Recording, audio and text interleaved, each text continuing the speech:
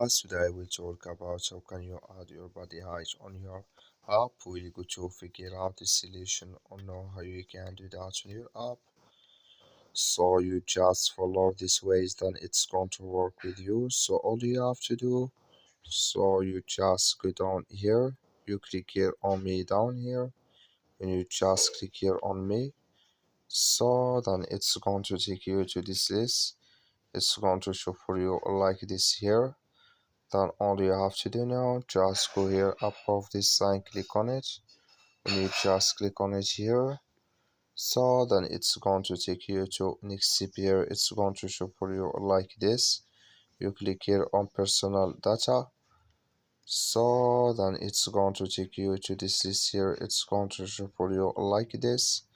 And here you click here on your body height, just click on it, and here can you select your height in this list.